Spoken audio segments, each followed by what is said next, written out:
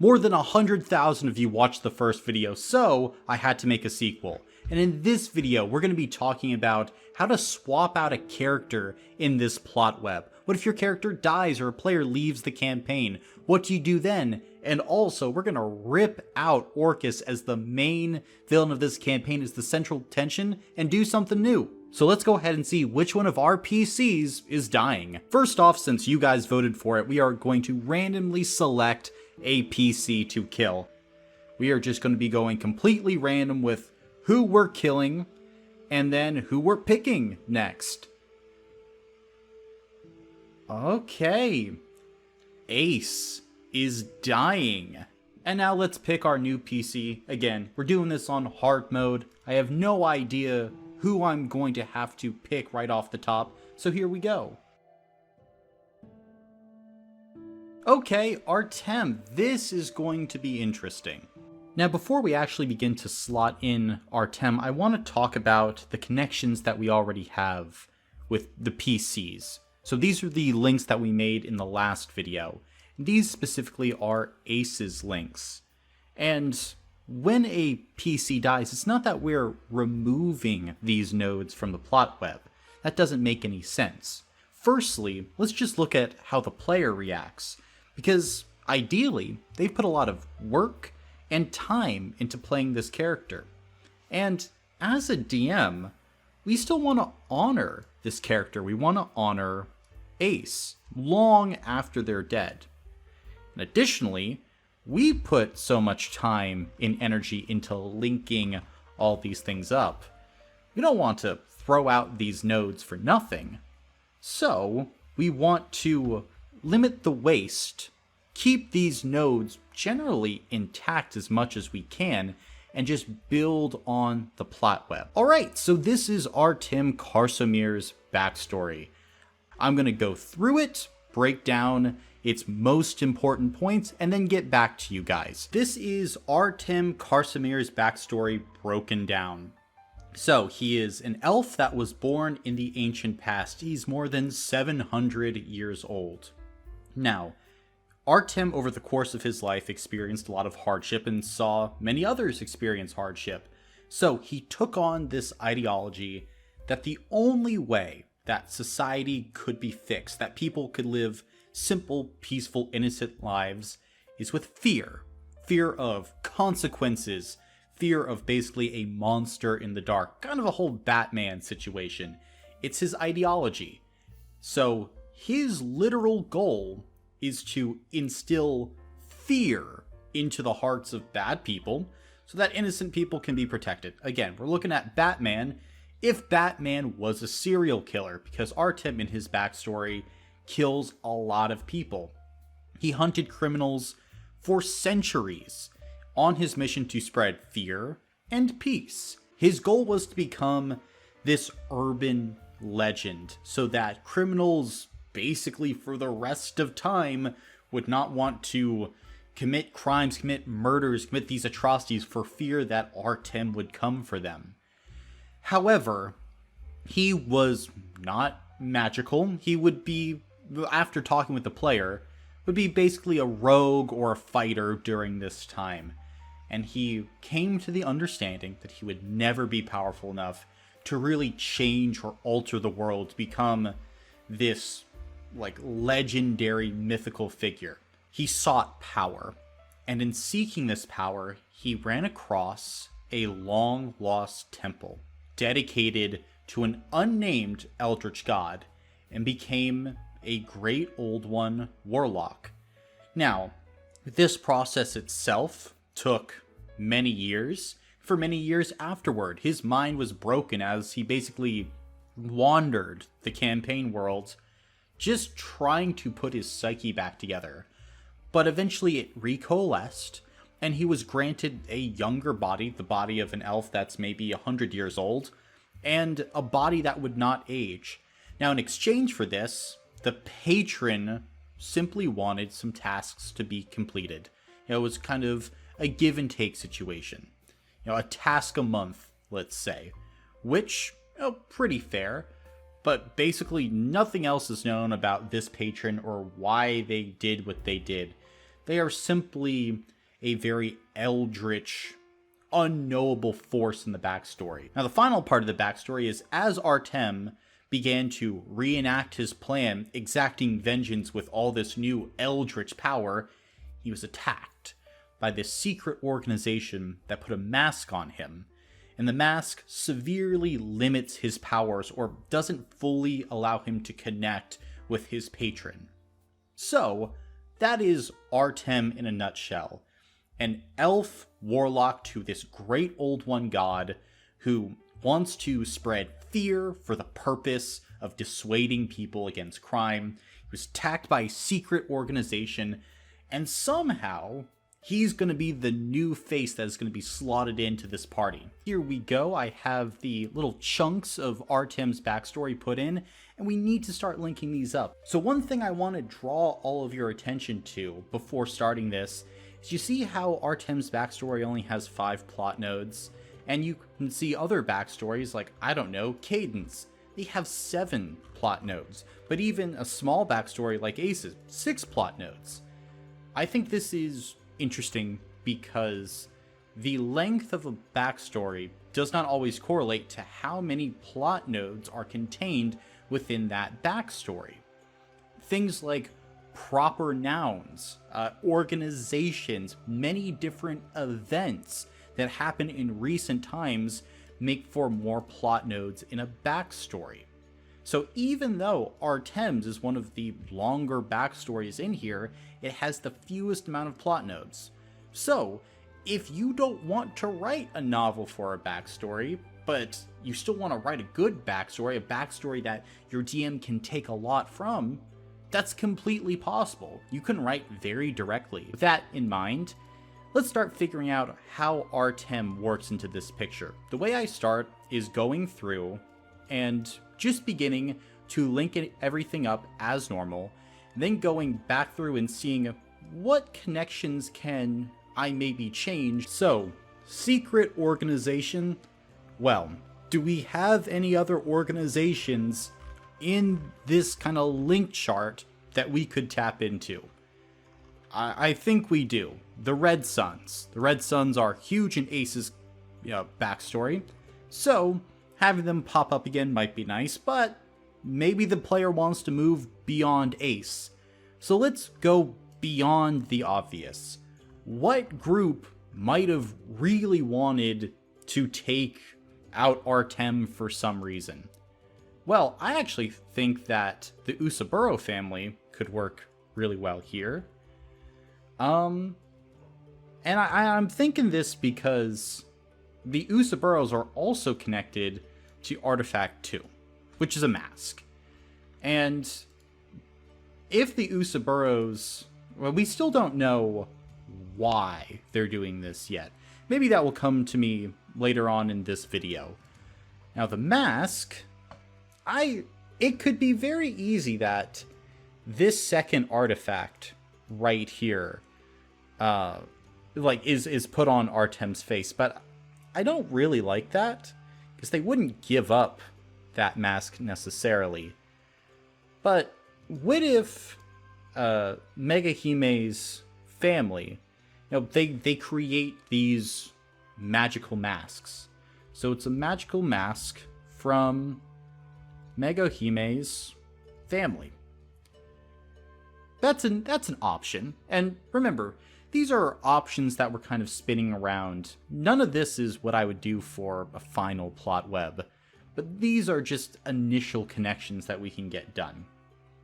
And this is also a good lesson on, usually not going with your first instinct, because your first instincts are usually bad.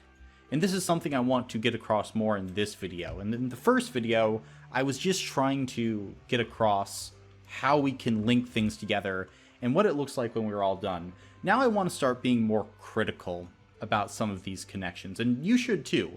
Think about if these connections would work for your players, or in your game, for your DMing style. So, is it a mask from Megahime's family? Sure. Maybe it is connected to the artifact in some way. So it's connected to Artifact 2. Now, but what is the connection?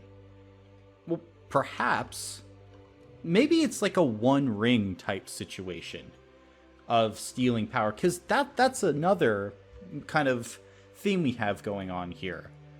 Artifact 3, which is the tome, steals Caiden's emotions.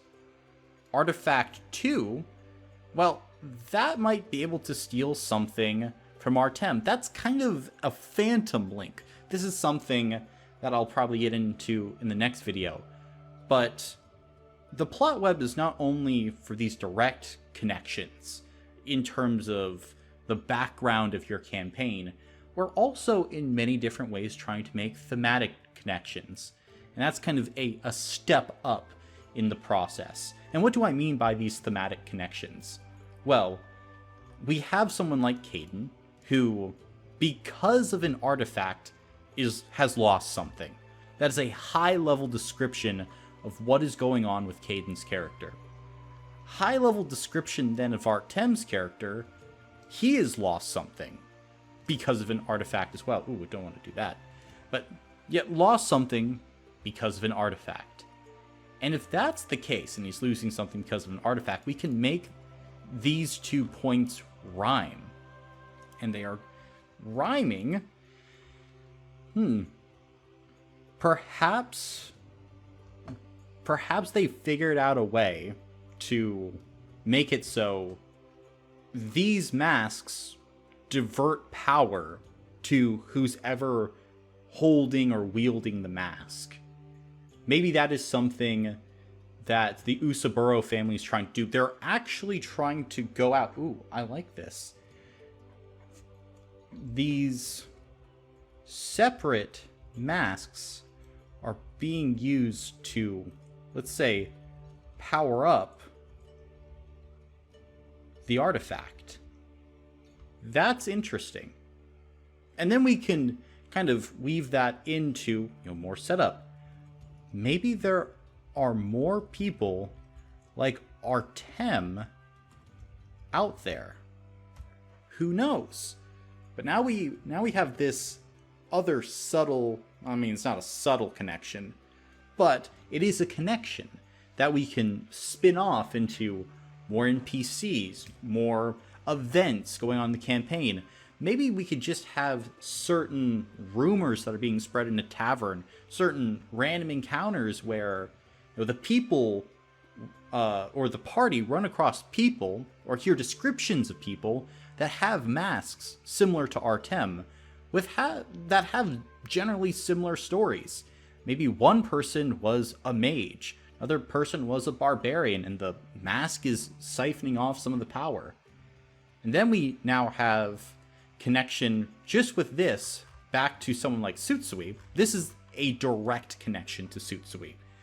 Like, one of the most direct connections.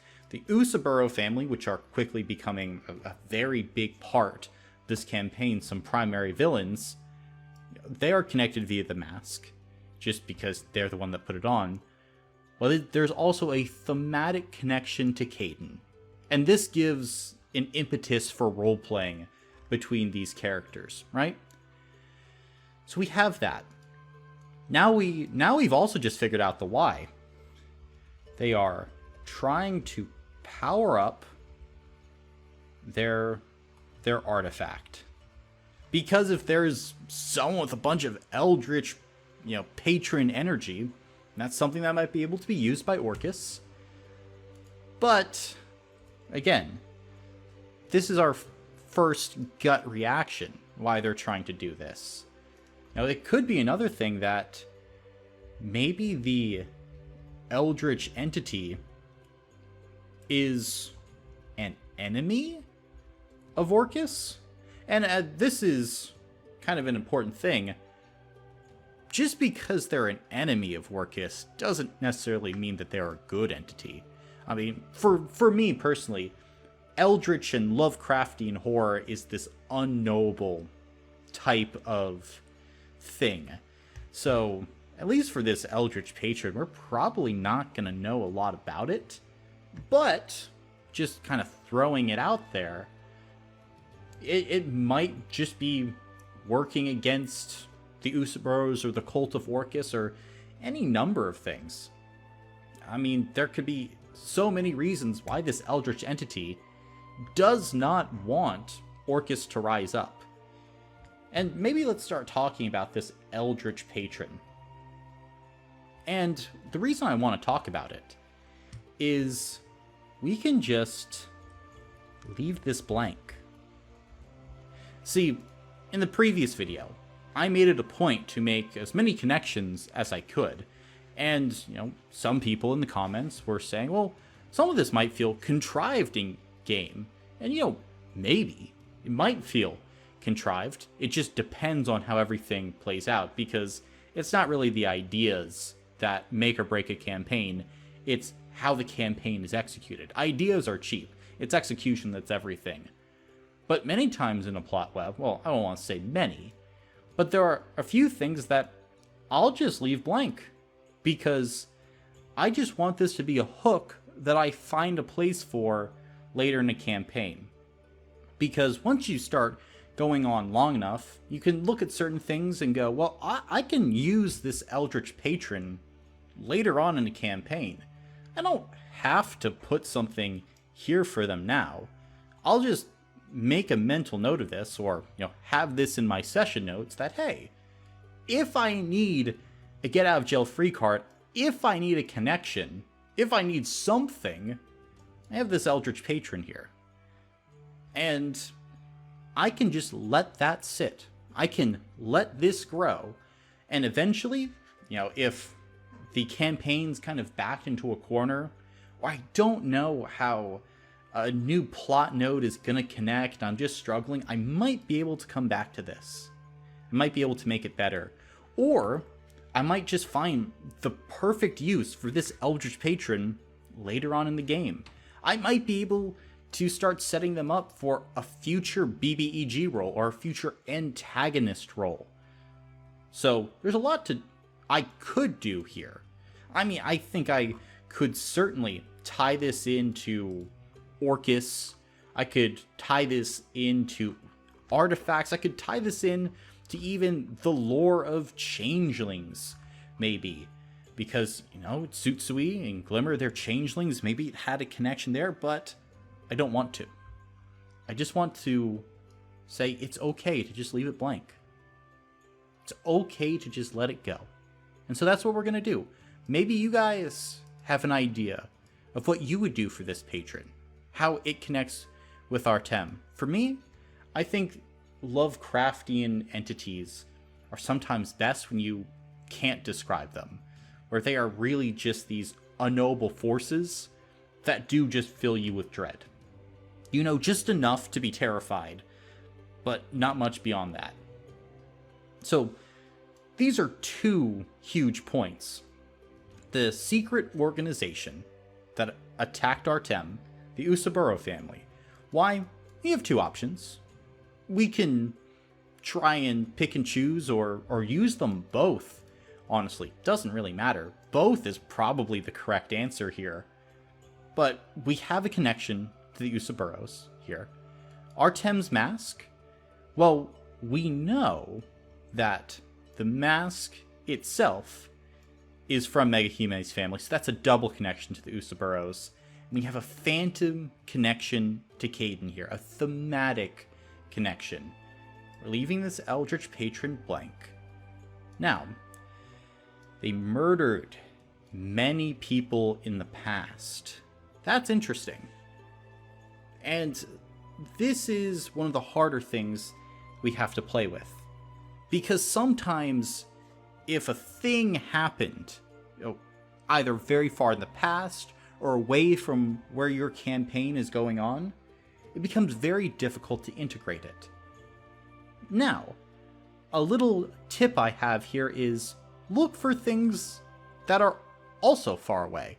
Because if one thing is far away or tough to integrate, another thing is far away or tough to integrate, that means there's a lot of space from the campaign, which actually means they're a lot closer to each other than you might think.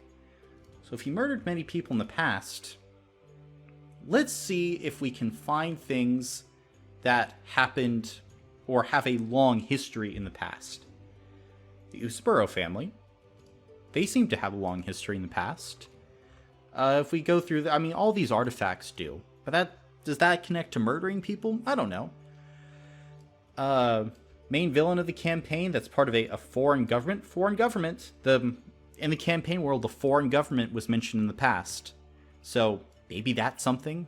Maybe the government has records on this person. Maybe Artem's like a John Wilkes Booth from the past and just so happened to murder a politician back in the past, and you would probably talk to the player about this, or maybe you can just subtly ask, hey, would you have murdered any important people in the past? Just prying that information out, trying to understand these things. Might have connections to orcs in the past. Maybe. Who knows? Probably dealt with cult members of Orcus. Actually, that's good enough. Killed members, the cult of Orcus in the past. That's something, right? But, again, we keep on looking. We try and look for the best things possible. Oh, look at this. Onan Grimm. This guy. Maybe he's in the past. Maybe he has a long history. He does have a long history. And if that's the case, maybe Artem didn't just come into conflict with the cult of Orcus. Maybe he came into conflict with Onan Grimm. / maybe he murdered a priest of his. Who knows? Artem killed a lot of people in his backstory, right? Killed a lot of people. And partly in this backstory, the player talks about how he's not targeting a specific group. He's just targeting people that did evil, or that he assumed were evil after doing research, following them, etc. So maybe he killed a priest. Maybe he came into conflict because we know Onan Grimm is an asshole, right? I don't necessarily look at Onan as a great person. Just look at kind of everything in Caden's backstory, if you remember that. Onan basically stole Miriam away from her husband. Onan essentially abandoned Caden and his sister Lillian in the mountains. Onan's not great. And if we look at it under this light, well, maybe that's a more direct connection. We can start seeding this in as well. And these things are probably things that I would talk to the player about ahead of time. Because you would want them to maybe have that information about their character, about their history, about their past. Or maybe not, if the situation and everything is right. Because I could probably just say, yeah, you probably killed some members of the Cult of Orcus. It's a long time ago. And remember, if we go to the pieces, his mind was broken. He was putting his psyche together. Maybe there are some things that he lost in there. So we can talk about these things. Maybe we can leave them a bit vague. But just having that more direct connection to Caden probably works. And again, this is something that we can explore more later. We don't need to go into a ton of detail with this right now, as a plot web is just showing connections. That's it.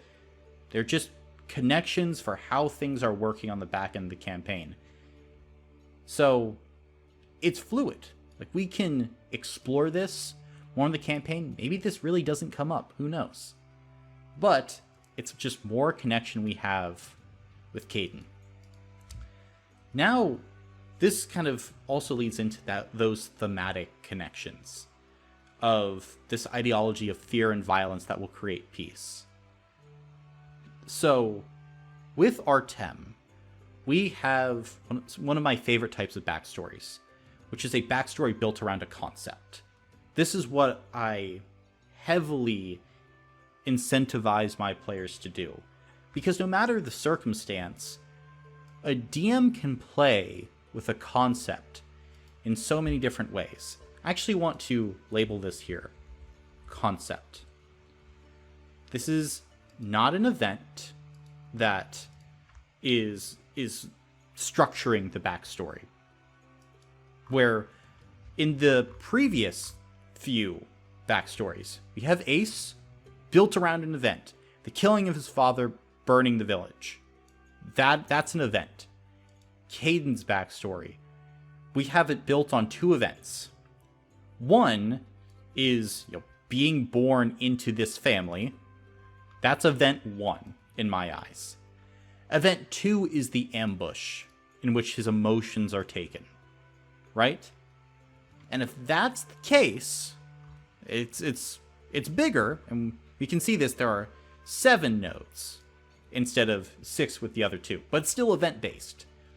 Tsutsui, we have a bit of concept in there. We have a person who's on the run, but it's mainly a bunch of tinier events, right? I mean, we have the concept of running from the marriage and this mission for glory, but it's still tied to events.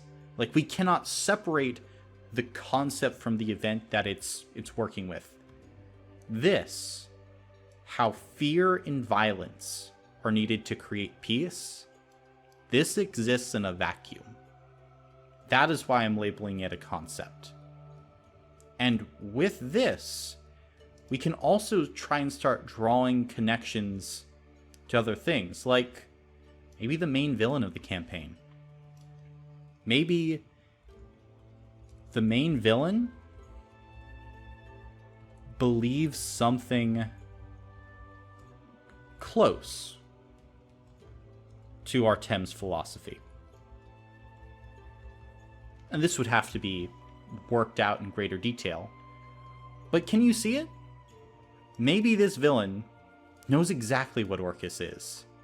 However, Orcus, through the fear of defying a demon lord and the violence of the undead, actually create a more peaceful society.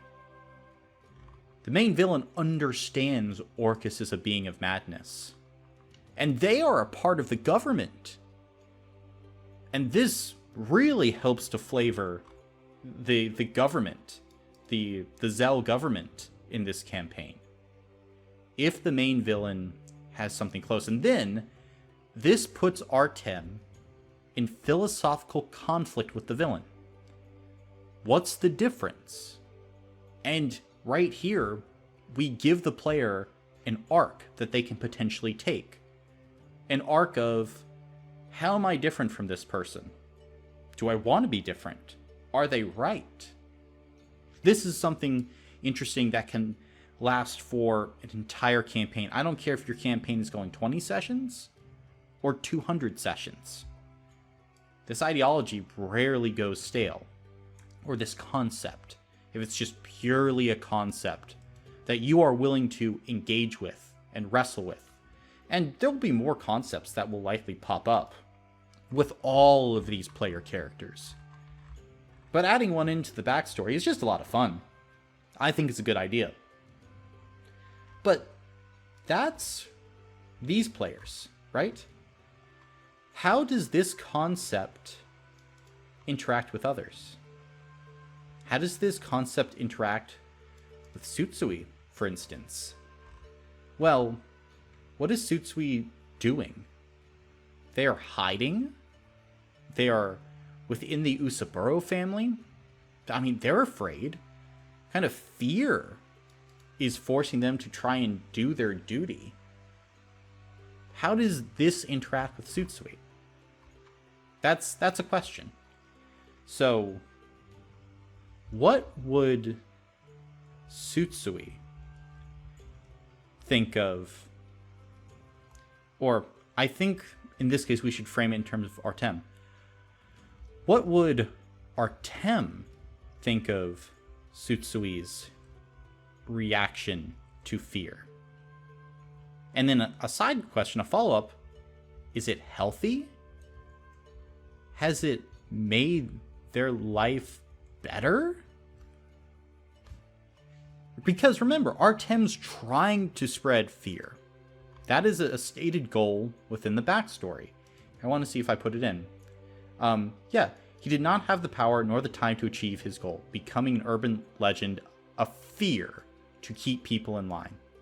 You can see that right here. He wants to become a fear.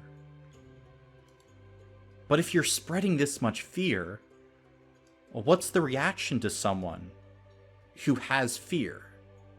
Whoa, this is how we start getting into these deeper campaigns that can go beyond, that really start hitting levels of story that you might only think are reserved for books or movies, or for a bunch of nerdy-ass voice actors who sit around and play Dungeons and Dragons, for professional writers.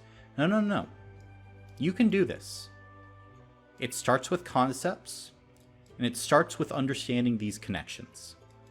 Understanding connections is important. We have one more character. And this is a gift, I should say. Look at Caden. Caden has his emotions stolen. How does Artem interact with a man that cannot feel fear? Caden. In these situations, what happens? These are the connections that I really think high-level DMs make. This is something that, again, we need to touch on this more in the next video.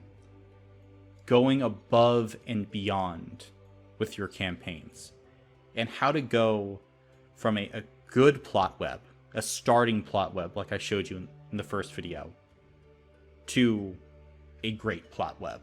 A plot web that is refined, that not only cohesively ties a campaign together, but allows you to start looking at things beyond the literal, going metaphorical, theoretical, going into the themes and metaphors that are inherently present in your campaign, almost by accident. As human beings, we love to make connections to things.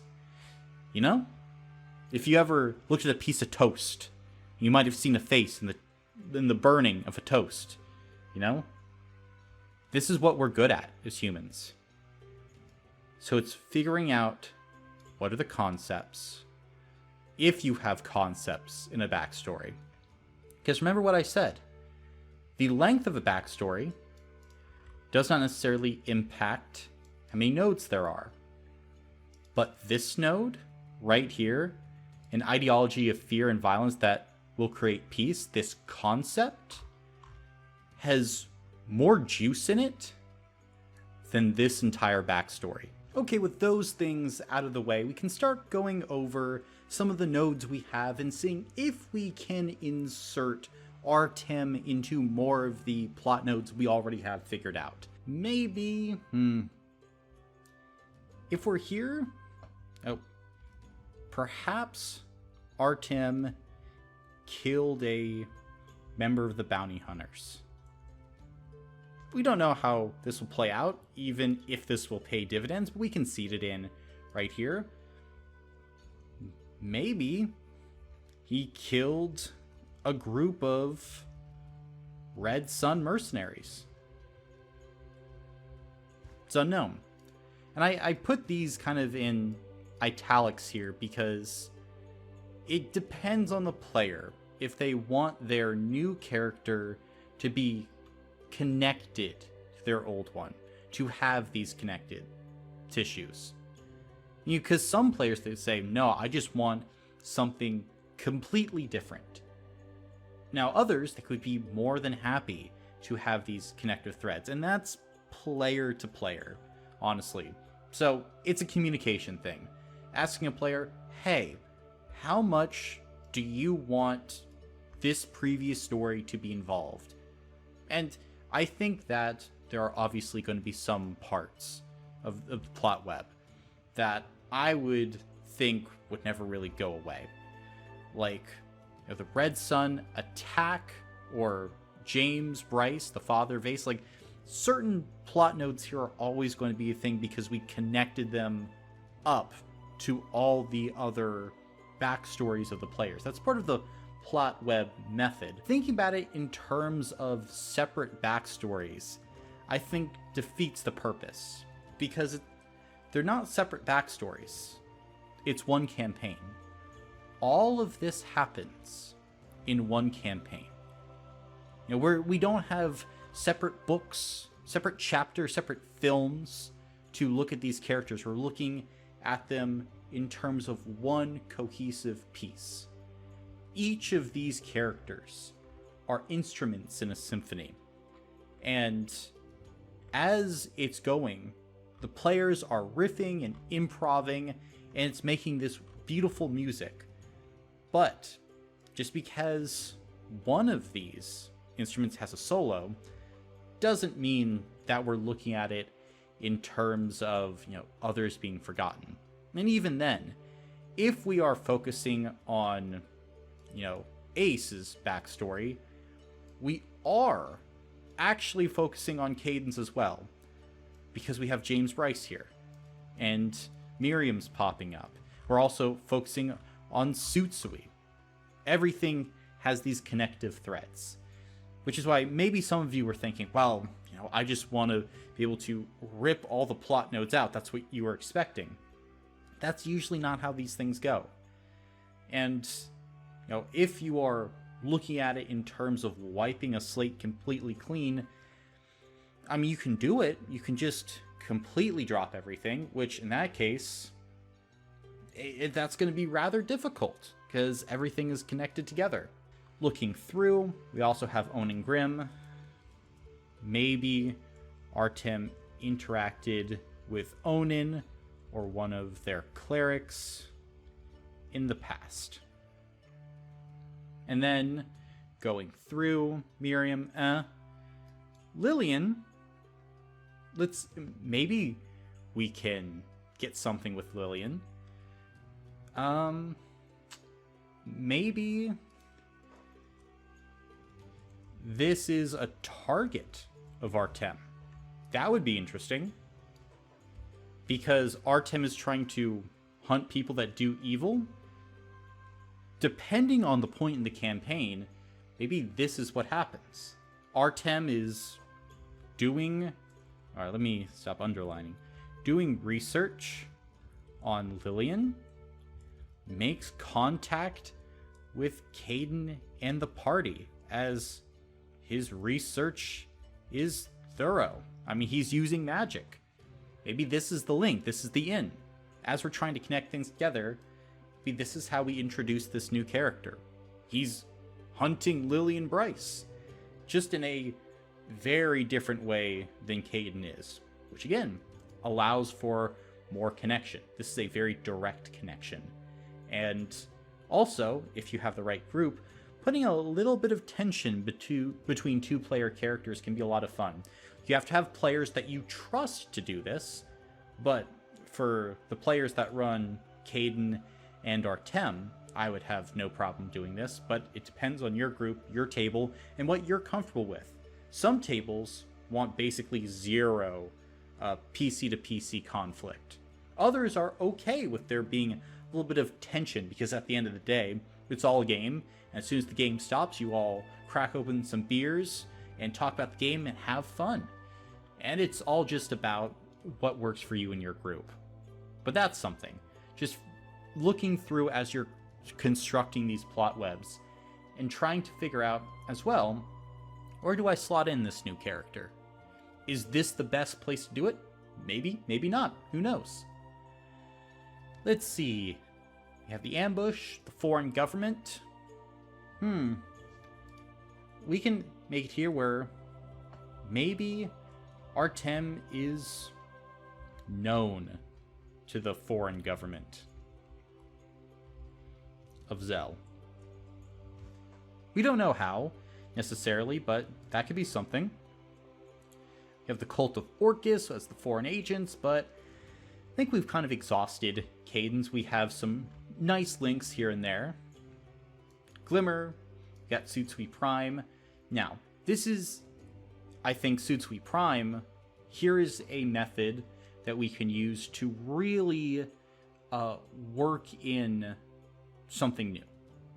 Something that ties into Artem, because maybe this whole Ace being Suitsui Prime doesn't really work as much anymore. And if this has not been revealed yet, then we might be fine, right? We can change this. Now, if it has been revealed that Ace is Suitsui Prime, this isn't something we can change. But you might look at it as maybe Suitsui Prime was given a mask by the Usaburo family. Isn't that fucked up? You know? Or somehow they were given this mask. Maybe they started making a name for themselves or something. Who knows? Maybe they have this mask on now and they acquired it. Or, second idea, they are a person who is studying these masks. That's kind of crazy. We can do something here. Maybe Suitsui Prime is connected to these masks in a way. It's gonna be up to us to kind of have to figure out what that is. But that can be a connection to Artem. If now Artem is going around and someone, they hear about someone in a similar mask, well, you have someone like Artem who's going to go want to see what that is. You have someone like Suitsui with the connection to Meguhime, or if this sounds like a mask that her family has, he's going to want to go see. And that should probably be enough for Caden to want to see what's going on. And if they go and they figure out, oh my gosh, person beneath this mask has Suitsui's face, that's a pretty crazy connection. This may or may not happen, and may or may not change, but these are particular instances that we can use. Try and understand characters further, and also trying to weave in a character like Artem and make it feel like, oh, we were gonna see them all along. We can't not meet Artem because he's someone with this mask. It feels like we had this connection. Same thing if Artem's mask is connected to Meguhime's family, and it just feels like he was always going to be a part of it somehow. They might have run into him, especially if he was always hunting Lillian, for instance. Like, it's supposed to be able to feel like this isn't a new character, it's a character we haven't met yet. I think that is one of the best things you can try and keep in mind when you're constructing a character. They're not new, it's just someone we haven't met yet. And that's the point, that's the goal of this. Then Spuro family, we already talked about them. Meguhime Productions. Yeah, this is Artem. This is a new character taken over perhaps by a person who is playing Ace. Ideally, it should be like Artem was never a new character, just a character you hadn't met yet, but you would have met. Not new, just the same as another NPC or hero that was always going to join you at some point. But new characters are honestly easy. That's what I think. I think we could have added 5 new characters, and it honestly wouldn't have been overall that difficult. You know what the difficult thing is?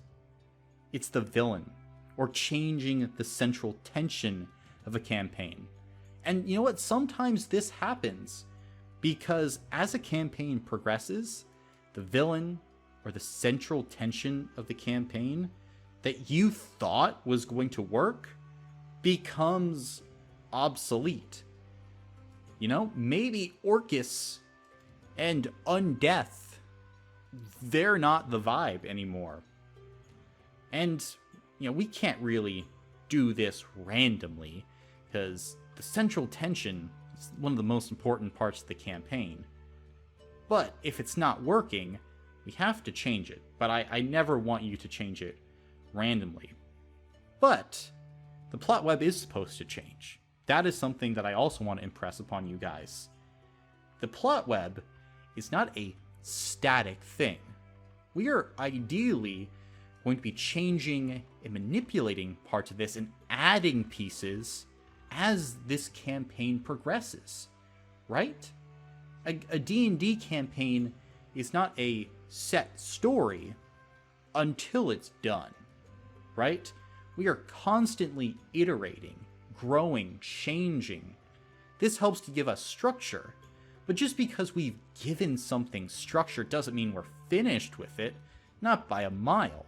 And speaking of, just small quick tangent, because I said what a plot web looks like. A lot of you in the last video asked, okay, what software did you use for this? I said it a few times in the comments, but Photoshop is what I used for, you know, those pictures there. But what I use for my home games is just a notebook, just paper and a pencil or a pen. Because sometimes I think new DMs get caught up in lots of bells and whistles, in new minis or roll tables, a new cool feature that you can use for your campaigns or new software. But sometimes simple is better. Just get the basic things down first. I haven't used anything else in order to actually map out my plot webs. I mean, you can use MS Paint, for gosh sakes. It's just dot, dot, line. It's all you really need to be able to do. But the goal is to help you guys visualize it. So if you find a software that might be better, use it. You just need to do what works for you. And at the end of the day, don't focus on making a pretty plot web, focus on making an effective plot web. If you want to spend all these hours making a plot web on your computer, go ahead. But a notebook is usually going to be a lot faster and basically accomplishes the same thing. So that's what I use. Photoshop, but MS Paint, Paint.net, Notebook, all also work. Don't get focused, don't get locked on to what it looks like or to what software. Focus on the method. The method is the most important thing I'm trying to convey in these videos. But now let's focus on, once again, main villain. Villain of the campaign. And changing the central tension. That's going to be difficult. As I was brainstorming, looking over this, I was thinking, okay, hypothetically, how could this go? I looked at it and I thought, well, over the course of the campaign, the players, they might develop a hatred for Onin Grimm, Miriam Bryson, and all this, but specifically Onin Grimm. I mean, we wrote asshole in here. Maybe, you know, like, he really does become an asshole. But maybe it goes beyond that. Maybe the players start developing a hatred, not just for gods, but maybe for things around the gods, right? Because maybe they get annoyed by a local cleric. Maybe that happens session 2 or 3. And maybe they just continue on. And let's say Artem or Ace or whoever is angry at a god for not helping them. Ace could be angry at a god because his parents died. Artem could be angry at the gods because they're letting all this injustice run wild. Classic problem of evil. Maybe Caden's situation has come to light and has shown the faults in how demigods operate in the land. Those deep faults in that system. And after listening to our own players and watching our campaign, maybe Orcus, maybe that as our main villain, that central tension isn't going to work. And we realize that we need a better central tension than Orcus, or can have a better central tension than Orcus, to maybe make our campaign shine all the better. Because again, this plot web, it's dynamic, it's not stationary. Campaigns grow and they change. We can make predictions, but our predictions can be wrong. Maybe this campaign goes in a completely different direction, not Orcus anymore. Let's say our central tension instead is something along the lines of organized religion, probably in this land, is doing more harm than good. Focusing on this idea. Again, this is what a campaign revolves around. It doesn't necessarily need to be a villain. It's just an idea that we're dredging up. Something that we can fight, like Orcus, that's an easy central tension, especially for new DMs. This is something that everything's leading to. But this concept, this is a bit more difficult. And a note, in the next video, video 3, we're going to come back to this. Because I don't think that this central tension, if it comes in like this, is fully cooked, right? Revision is a huge part of plot webs. Revising them, going over it. Like I've said in this video so many times, first ideas, usually not great. Or they can be improved upon. There can be something better. And those little revisions not only come within this document, within your own plot web, within your own notes. The revisions come as you play the game. The revisions come from your players as they live in your world. The revisions come from you as your tastes and experience cause you to grow and change. But we're revising. We'd likely revise this, right? And even this plot web. This plot web has a long way to go. Long way to go. Great art requires revision, right? And in the next video, we're probably going to spend a majority of time focusing on how do we revise something like this? And how do we go about actually making the best campaign we can so that we can play with ideas like this and make a campaign that's richer than the sum of its parts. Because that's also something that a plot web can do. Make a campaign's nodes better together. Individually, someone like Megahime, yeah, maybe it's like they're a character, sure, like they're fine in a vacuum, but honestly, like they're nothing to write home about. But once you start connecting them to Artem, to Caden, right, to everything else, they become far more interesting. So it's learning how to revive. And then if we have this, that organized religion in this land is doing more harm than good, then we don't need Orcus to be our villain anymore, right? In fact, that main villain, maybe that's like the second villain, huh? Because I think we already have a main villain here.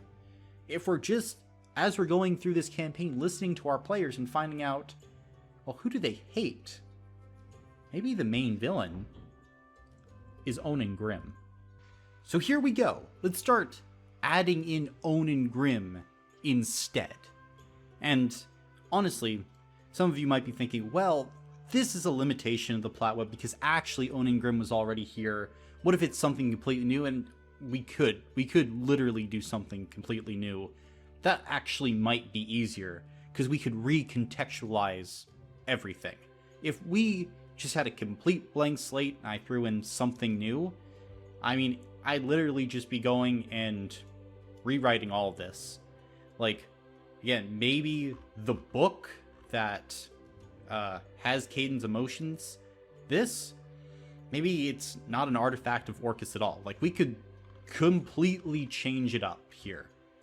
I guess maybe tell me if you want to see that, if you want something that's completely different. I don't think it's all that interesting to do, quite honestly, because it's literally would just me. It would just be me going through and saying, all right, any of the Cult of Orcus? Not that. And then I would just write something new in, right? Like, we would just go through and delete everything and rewrite. Like, that's what it would be. And maybe we could keep some things generally the same, but it's just kind of a complete rewrite. And it's never something I've had to do in a campaign, because some parts of the structure are usually still going to be there. Unless things have gone very, very, very wrong, it's usually going to be a slight course correction, as the players are focusing on a smaller aspect of the plot web that you didn't think was going to be as important, such as like owning Grimm, or like organized religion in the region. And this is no hate to organized religion. I'm not personally that religious, but I studied philosophy and religion in college for years. 4 years. I have a major in it. And so I have a deep respect for organized religion in a lot of ways. But this is just a topic that might be able to pop up. So, first thing that we're going to do is we just go through and see, all right, how can we make Onan Grimm work in this story? He has this artifact. Somehow these other two artifacts are on the loose. Like, what is he doing? What is Onan's motivation? And I'm limiting myself here to just a few new plot nodes, because we don't want to have a bloated plot web, right? Because then it just starts spinning off, and then it can feel contrived, especially if your players aren't playing every week. Maybe they're playing once a month. Trying to keep all these details together can be difficult, especially if your group aren't great note takers. So fewer plot notes, the better. Again, I always try and limit myself to about 6 or 7 for every character, because those can be understood over the course of a campaign by pretty much any player, and can be picked up on and understood fairly simply. So we got Onan's motivation right here. What is going to be his motivation? Well, firstly, let me say this. I'm going into this thinking Artem, Sutsui, Caden, and Ace are all players now. I think that's more interesting. Like, because how many times are you going to go in with only 3? Maybe for most of you, or not most, but some of you, you'll go in with only 3, but 4 seems to be the general sweet spot for 5th edition. I think it's just more interesting, so that you can see across the board more examples of how this fits in. So 4 players, what's Onan's motivation? How can we make this interact with them in a new and better way? Because we already got connections everywhere. Well, why? And let's also assume that the Cult of Orcus maybe is still a part of this. They're still a part of this plot web. The Cult of Orcus is everywhere, right? And just dropping that wholesale, I mean, maybe we could drop it and, we never see it again. But is that as interesting? I don't know. I think what's more interesting here, and this is something that you kind of have to think with, and remember, this is something I had thought up beforehand. I didn't know that Artem was going to be here. I just rolled this randomly. But I was already thinking, like, what if it's a false flag? False flag operation by by Onan / Cult of Orcus, right? And I say this because maybe Onan Grimm, during all this, is thinking he wants to have more power. I mean, he doesn't want people like the Usaburo family necessarily running around, or maybe he wants more dedicated followers. It could be any number of things. It could just be power that Onan wants. But he's sparking fear. Sparking fear to allow him and the church to take control of the land.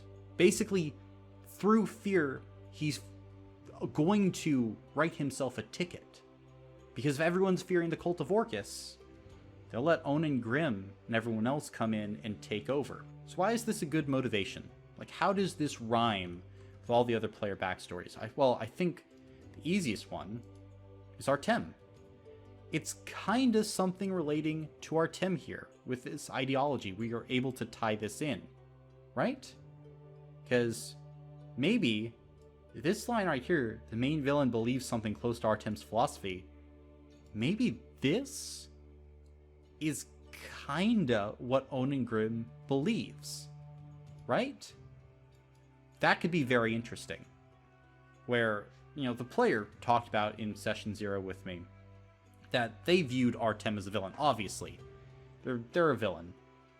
If you think Artem's not a villain, okay. Please stay away from me. But having Onan Grimm link up with this fear and violence, that's very interesting. Because either it gives Artem room to change, or the player could take it in a direction of, well, Artem needs to justify why his fear and violence is different than Onan Grimm's. And it also makes it more interesting if he came into conflict with Onan Grimm and members of the Cult of Orcus in the past murdered many people. Maybe Onan Grimm knows about Artem, because Artem and Onan Grimm have actually been fighting each other for a longer time than Artem even knows. If we look at Tsutsui here with Onan Grimm, I mean, that connection comes from Megahime. It comes from the Usaburo family, basically puppeting them around, right? Kaden is a very easy connection to Onan, right? I mean, Onan's his damn father. I mean, kind of a Darth Vader figure, if you will, looking at it. And if we look at Ace, well, you thought that Orcus and the Red Suns, like the Cult of Orcus, was behind everything. But maybe Onan Grimm is actually behind it all. This quote-unquote Cult of Orcus isn't a Cult of Orcus at all. It's something staged by Onan Grimm in order to make people believe there's demon activity in the region, right? Isn't it more interesting, though, if Onan is behind the Cult of Orcus? If the Cult of Orcus really isn't even dedicated to the Cult of Orcus, but is instead just Onan Grimm pulling the strings? Maybe they're summoning demons here and there. Maybe you don't even see any demons. It's all Onan Grimm's power behind everything. So the Red Suns, Cult of Orcus, everything, they're just trying to stir up trouble. And maybe that's what James Bryce was figuring out. At the end of his life, realized the Usaburos were working with Orcus in the Abyss. I mean, that's easily changeable to they were working with Onan Grimm and using the Cult of Orcus as a cover. Maybe the whole bounty hunters working against Orcus and like the Usaburos being in league, like maybe this was the lie. That's the lie that they had. They were working against Orcus and demons and all that, but it was James Bryce who understood that it was actually Onan Grimm and everyone. Maybe he could only make that connection because Miriam got taken. I mean, there's so many ways that this could play out. However, this is interesting. Much more interesting. And if Ace is trying to uncover this mystery, what a mystery to uncover. What a personal situation to have to unfurl, right? For Tsutsui, it's your family are being set up right? Orcus working with family? Not really. Onin Grimm is setting up the Usaburo family. Or slash using them. He's at least using them, right? And even then, maybe if Lillian is part of the cult of Orcus, the cult is using Lillian to get to Onin? In a way, this is the lie, right? Onin is using Lillian and her rage to basically, like, continue his plans, let's say, right? Just to continue his plans. Now Lillian's just become all the more tragic, right? Like, her dad was dead. Her dad was killed by Onin Grimm. Like, killed by Onin, the main villain. Without her knowledge. Like, this becomes so much more compelling to me now. If Onin is the villain. Right? Just how we have it set up. And that's not to say Orcus couldn't have been a great villain as well. Because I think, some people might say, well, this is why you should absolutely, listen to your players and build something, completely from scratch at the start. Well, maybe. Maybe not. Right? Like, this could be interesting, but it doesn't give players anything to start from. And maybe this works out, right? Maybe it does. Maybe it doesn't. Maybe over the course of the campaign, Onin's just not involved. And if you have the entire campaign based around this plot node, you don't know how it fits together, then who knows? Also, as a DM, you have to be excited about the campaign. I think that's one of the most important things. Like, I would be excited to run a campaign with Orcus. Like, that sounds interesting. Especially if I could say right off the bat, you meet on a mission to try and fight some undead. Some good old zombies. Right? Seems pretty good. But it also kind of shows you can listen to your players. Absolutely right. It's just an option. You can have a central tension from the start. It can change. Who knows? All depends. And I think that's the great part about D&D. Where in some campaigns, Onin Grimm's not the villain. Maybe it's Lillian who's the villain. Maybe it's Orcus. Maybe somehow Tiamat gets brought into this. Who knows? It could go in any number of directions. But we're trying to show flexibility. How to get this in and out. Right? Maybe sometimes, as we're going through, we learn that the player actually doesn't want Onin Grimm to be an asshole.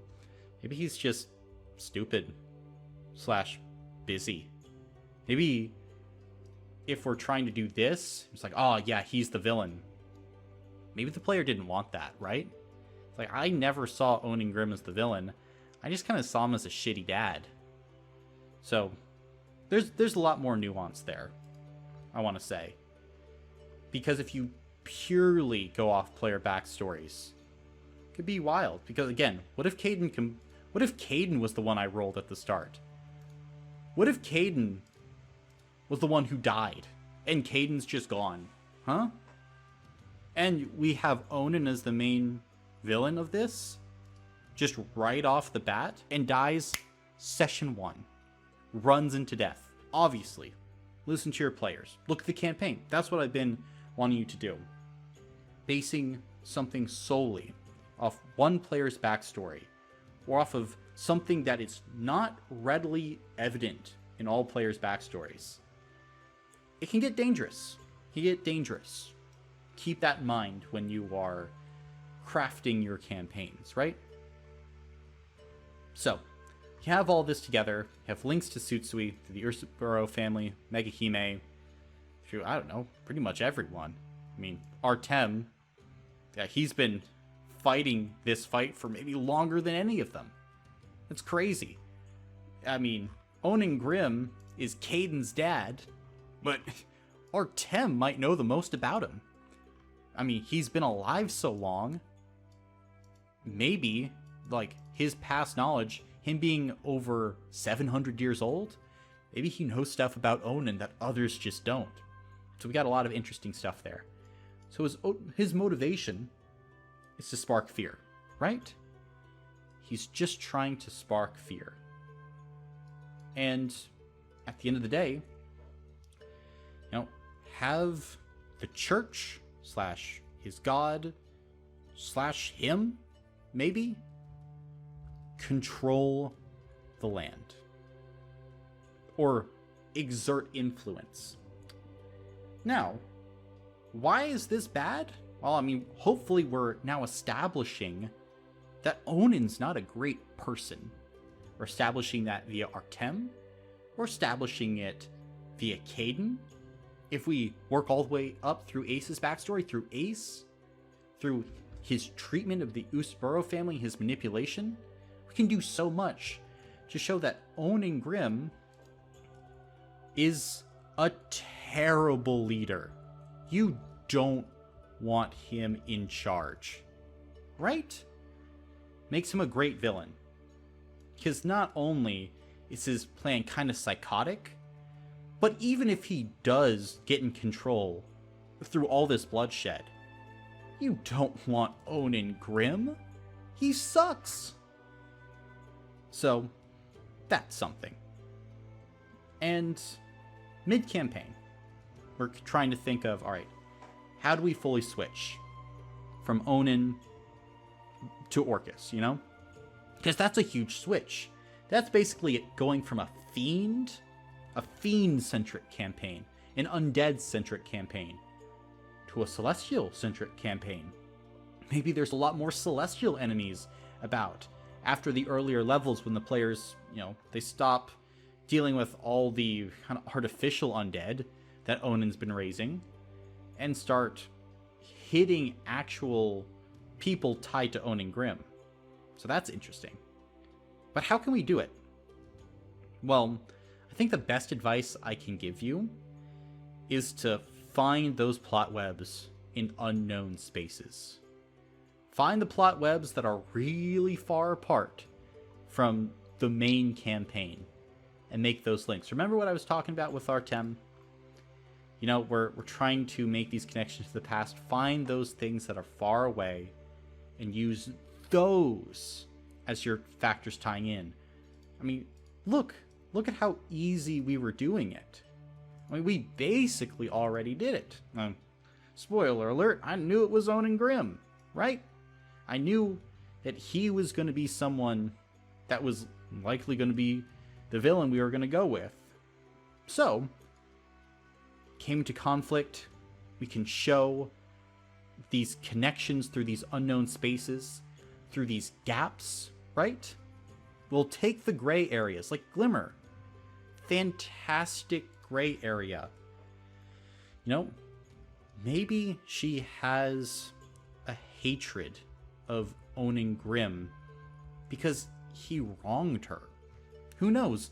We barely know about Glimmer. We barely know about her. We can use this mystery to our advantage. Foreign agents, mystery to our advantage, right? Lion's Rock, to our advantage. These contracts against demons and monsters, were they demons? Were they sent by Onin? We're looking for the unknown spaces in the gray areas. That's what we need to look for in this big plot web, to uncover those points where we can actually say, nah, Onin was here all along. I mean, he was technically here all along. He wasn't the villain. Players don't need to know that. Players can just have thought, oh yeah, it's Orcus. And then halfway through the campaign, when you hit him with the twist of actually, it was Onin. Man, what a great moment. What a great gift for you to give to your players. So, I guess I've explained this. We're looking for those gray areas. areas where you and your players, you haven't explored them. They're still out there, fresh and fertile. But I use gray very specifically because they're not dark areas. They're not empty spaces that have not been touched. Because then it's kind of like, well, this is just random new information, right? Like, How am I supposed to know this? How am I supposed to get here? It's unknown, right? And that kind of feels cheap, especially if you're playing in a campaign, something as big as this, where it's this complete 180. You want to be using the nodes you have. Again, trying to keep those nodes that you're using small to a minimum, if possible. You're looking for those nodes that have been touched, but are vague enough to provide you wiggle room. Trying to find these places like Glimmer. It's like, alright, how can we use this? And I don't know yet. I'll figure out something to do with her as we go through this process. So, kind of thinking of ideas. We have the motivation. He wants to control the land.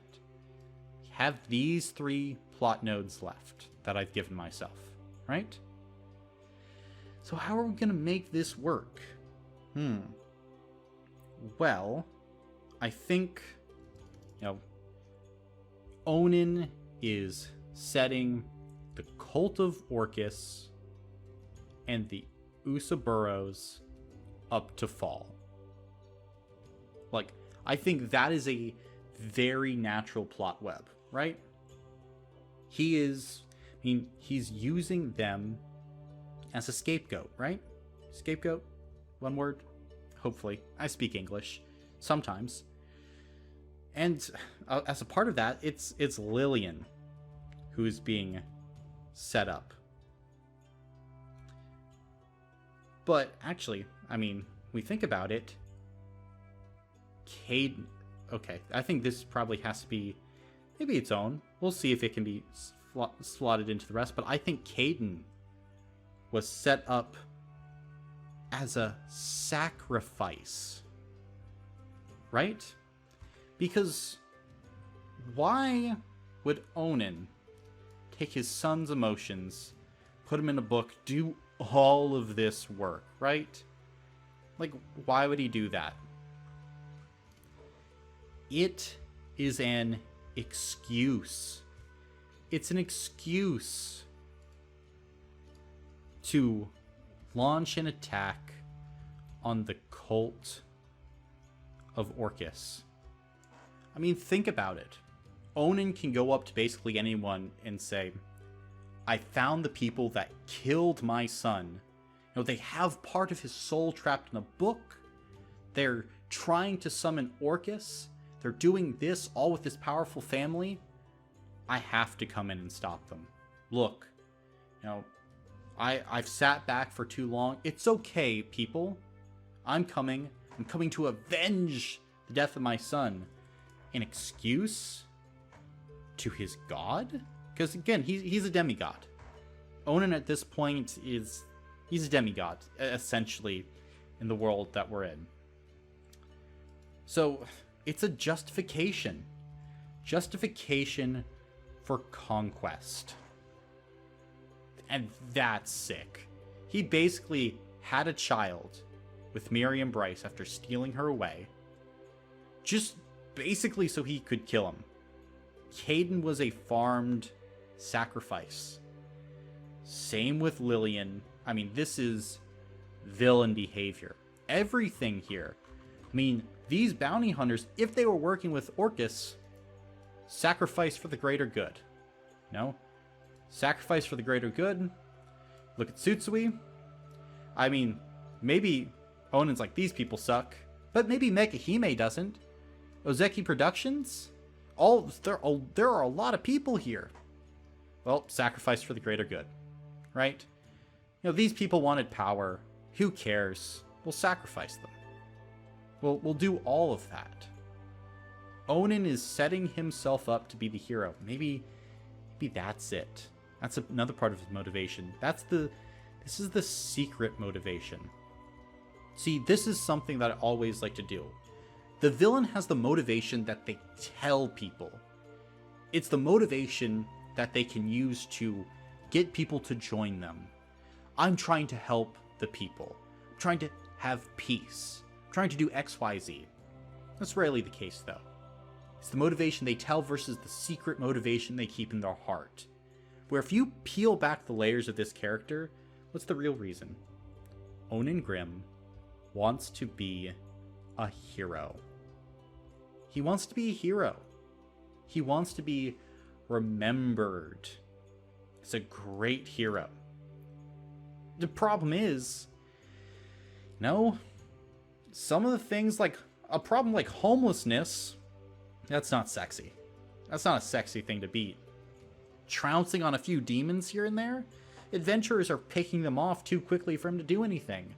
He's got so many other responsibilities. How can he be a hero in this time of kind of like stagnantness?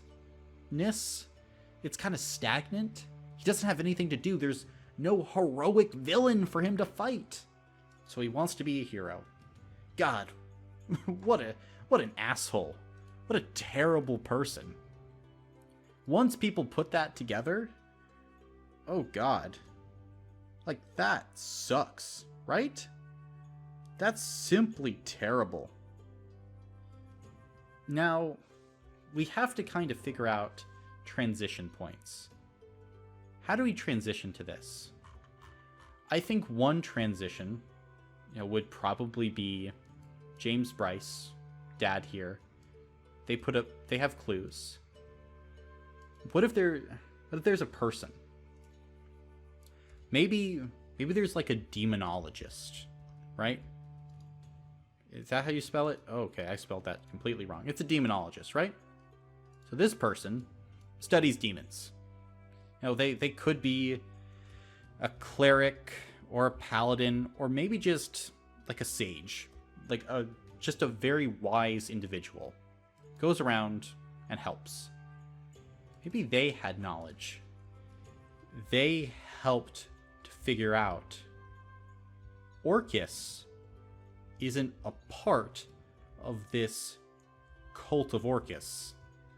They know something strange is going on. This maybe might help the conversion process between the players thinking Orcus and the cult of Orcus, this is the big bad, to wait a minute.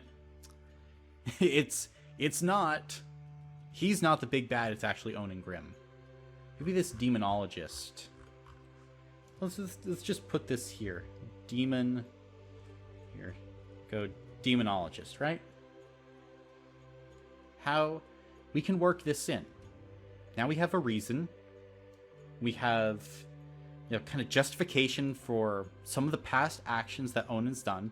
Now we can do these justifications all day. Like we would probably have to look into the Usaburo family more and really untangle how all this is being done. Because, again, there might be some parts of this that we have to massage, where it's like, okay, at first glance, it doesn't make sense, but it's something that we kind of deal with in the moment, in session as well. Going back through, revising, reworking. But now, once we have those two things, we need a link.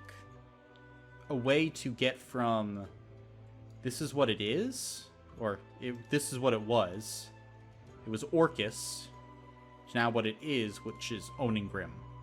How do we do that? I think the demonologist is one avenue. And over time, we can create more of these nodes, more of these ways. Maybe this Eldritch Patron. Oh my gosh, hey. Evil Eldritch Patron wants to take out Onan Grimm. I mean, theoretically, more angels are bad for them. They're just bad for them. They're bad for business, right? That could be something. Something that the patron is trying to do. Ah, that might be a reason. Maybe an enemy? And what is this patron enemy of? of not Onin Grimm, but the god that Onin is working for. I mean, even if Onin gets into power, who knows? I mean, this eldritch entity might not want this other god to be there, might not want angels, and it's just a lot of hassle. So, why was there an attack? To destroy the warlock of Onin's god's greatest foe? I mean, there could be some real history here. Very interesting. Very interesting. Who knows? And then going forward, Glimmer. Could Glimmer be the demonologist? That'd be interesting. I don't know, though. I don't know if she would be working for the demonologist, but maybe. Maybe she's connected to the demonologist. Maybe she just... Maybe she works for the demonologist. Right? That could be interesting. Maybe this is the way we reintroduced Glimmer. She's investigating a connection to Tsutsui here. And we don't know how she got in with the demonologist, but just a wise sage who studies demons, who has had suspicions on the cult of Orcus for years. You know, they worked with James Bryce, right? That's not how you spell Bryce. I just can't spell. It's weird, you know, having to talk and spell at the same time. It's like your brain's flipping back and forth between pages. And then Glimmer works for them. How do they work for them? Question to be answered later. We don't need to have this now, necessarily, until time is right. I mean, maybe we could come up with something. Like, if we just need something, maybe her work against Onin Grimm brought her close to the demonologist. Maybe Glimmer kind of helped to find these initial links? That'd be interesting. Like, she's just around. She's a factor, she's a player. We don't know what's going on, but there's something. There is something at work here, and we can use this individual, this piece that we really haven't used much thus far. Then we can also look at, you know, this person who can open up new spots in the world, and we can just say, for another point, it's just TBD, to be determined. This is kind of our connecting node to a lot of things. They connect to so many things here and help shed light. So we have someone like James Bryce, we have Glimmer, we have the Eldritch Patron, we have the Demonologist, who all can shed light on this. And I suppose also Lillian and Caden to a point. I mean, Caden can reveal that Onin Grimm's not great. Lillian can as well. I mean, she might look like she's working for the Cult of Orcus, but like, we just have a lot of ways to get to this information. We're not railroading our players down one path. We're creating many different routes, though, that we have laid out. Look at this. We have basically redone this little web. So, let's see how this updated plot web looks now that we have integrated not only Artem, but Onin Grimm is the main villain. Okay, so this is what the plot web looked like for Orcus, with Artem and Ace and everyone involved within it. Now, let's look at how it changes, at least in structure, when we start to bring in Onin Grimm and the flaws of religion in the land as our central tension. So, you notice that there's a lot more kind of congregation towards the center of the web. Now when we connect everything together, I think this really helps to show how things have changed, because if we look at that original web, things are, pretty clear. You have most of the nodes that connect to 2 or 3 things. You have a few hubs going here and there. However, now that we've connected everything up to Onin Grimm, it's very much a tighter plot web. Now, there are pros and cons to this, right? Because with so much interconnectivity, you have a campaign that very much feeds on itself. But it might be that you progress through this style of campaign a lot quicker because of all the connections. It's much harder to even predict anything that's going to happen because everything is so connected within this entire plot web. And there's just a lot more going on here. This is a much more complicated and complex campaign than the Orcus campaign, right? Because we have a lot more connections. Now, it can be an easily, I wouldn't say easily runnable, but a runnable campaign that I think you could have a lot of fun with, but you have to kind of take it in stages and always know where you're at, for the most part, as it's a more complex system behind the scenes. But also, when we're looking at this, we have a lot more thematic connections. This is partially due to Artem, but Onin Grimm in general just is lending itself to a lot more rhyming between characters and nodes, many situations that mirror each other. Like one I didn't talk about before is I think Glimmer and Miriam Bryce actually provide very interesting mirrors for each other. 2 mothers in very different situations that treated their children incredibly differently, and seeing how they kind of reflect across the Onin Grimm divide. So this is how we kind of adjust. And adjusting the plot web and adding more nodes obviously is going to make it more complex. Now, if we wanted to make this less complex, we could start to take back some of these nodes over the course of the campaign. For instance, if the Cult of Orcus was never introduced, and we don't have that plot node, it makes things a lot easier to simplify this plot web. And again, I just want you to see how this plot web evolves, because this just shows what's going on behind the scenes, and you don't just make one plot web, you make many plot webs, ideally over the course of a longer campaign. You start out simply, you revise, you edit, you adjust to see how your campaign is going. That's why you have to listen to your players and really be engaged in sessions to understand how your particular campaign is flowing.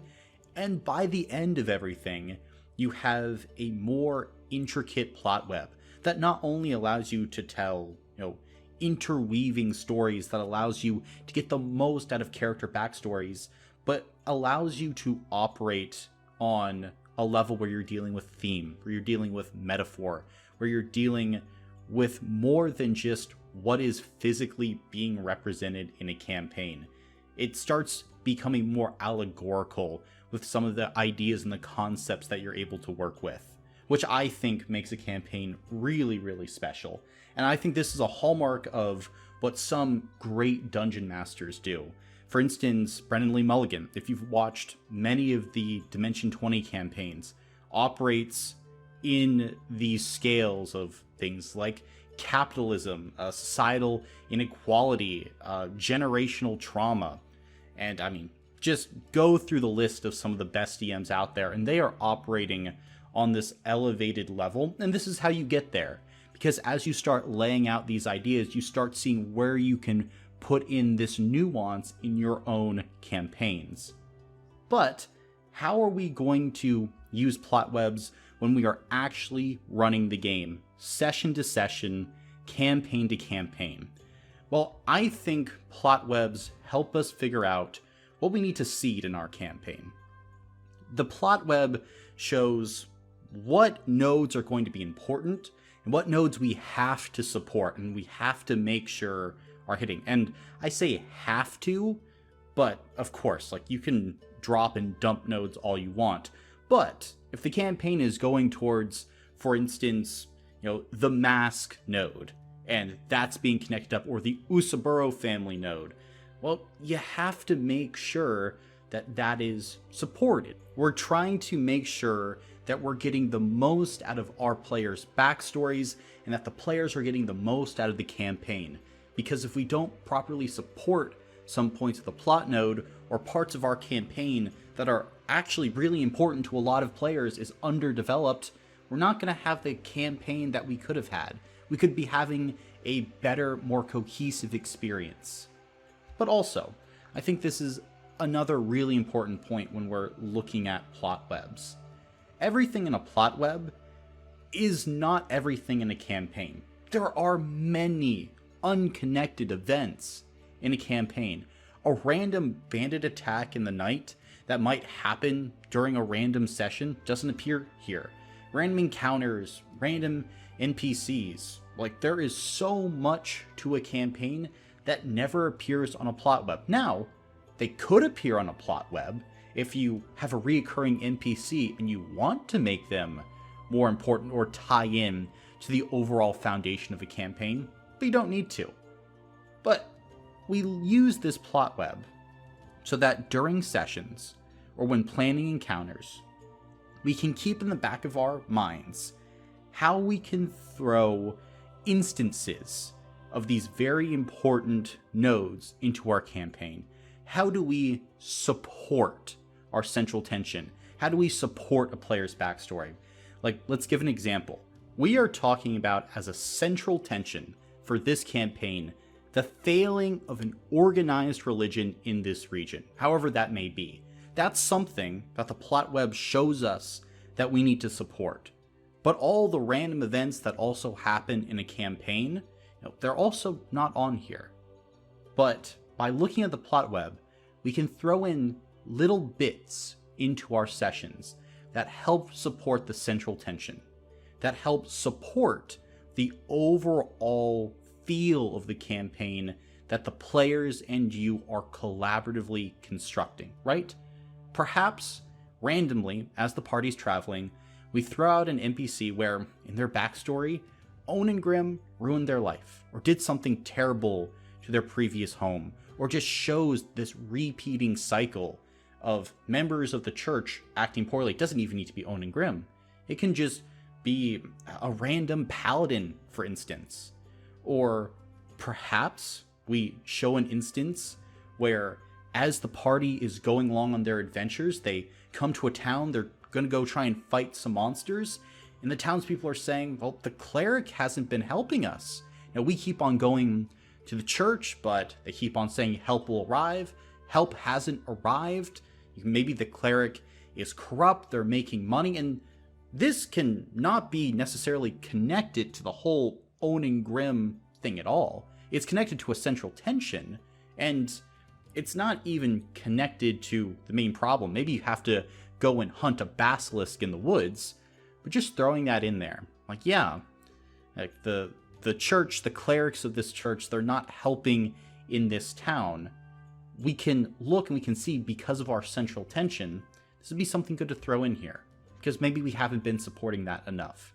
Or perhaps we just drop how the people in this town had a demonologist come through and look at the problem recently. Just dropping a potential plot node in so that the party can remember for later. A plot web can help you as a DM make a story feel more cohesive. You can set up future events or likely plot nodes because you see those connections, because you have those connections written down. It's very, very helpful. If you want some more helpful tips, though, to improve your DMing, check out this video right here and consider supporting the Patreon as well. You'll get to vote on upcoming videos, get a ton of free homebrew content, and even some shoutouts. And also, thank you for entering the dungeon.